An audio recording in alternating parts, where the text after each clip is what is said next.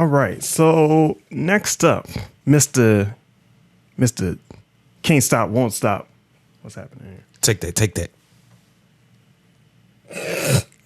Mr. Can't Stop, Won't Stop himself has done an interview with the Breakfast Club, and they asked him about returning publishing, or at least redistributing publishing, and we'll hear more about that, to artists that he's worked with in the past. And so we're going to take a listen to a little bit of that.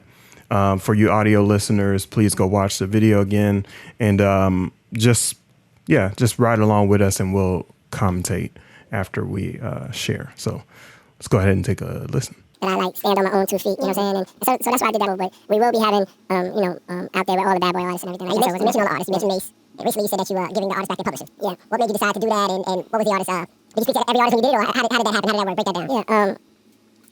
When I had went and called out the Grammys, I also, had to make sure that I had also looked from within. Once you start like asking for change in this world, you have to look within and be a part of that change. So this actually was done 2 years ago. You know what I'm saying? It was actually done 2 years ago, and it was more of me just evolving as a businessman.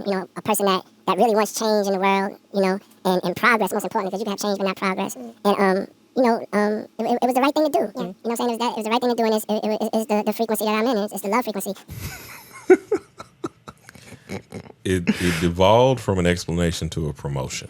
In these interviews, you always have to twist it back to you have to pivot it back to your album. And the publicist is probably going to be standing pretty close by. Let's take it back to the album. Good point. Why don't you, at some point, he should have maybe even... Why am I giving publicist tips right now? He should have mentioned one of the songs that kind of maybe touches on that circumstance, but it may not be in the actual album itself. So who knows? What do you think about this situation? I think it's a pivotal situation for record label execs to think about what they're doing with artists. They go on later in the interview to mention, some people are saying, well, of course you released it to them now, you've already squeezed all the money out of it. And in a lot of ways, I'm like, well, do you understand the impact of bad boy records in general? Yeah, those records are never going to stop generating.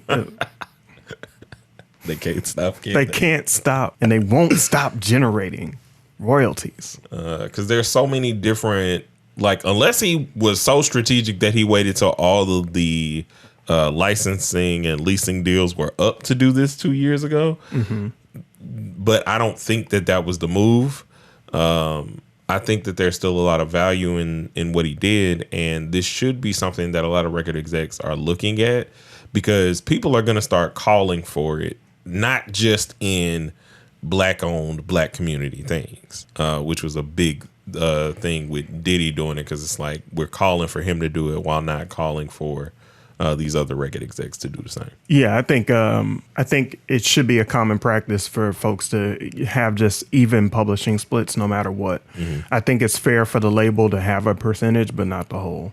I really do, because if the label is investing in marketing and exposure of a song, then they should have it. If they don't hold up their end of the bargain, then they should just let it go.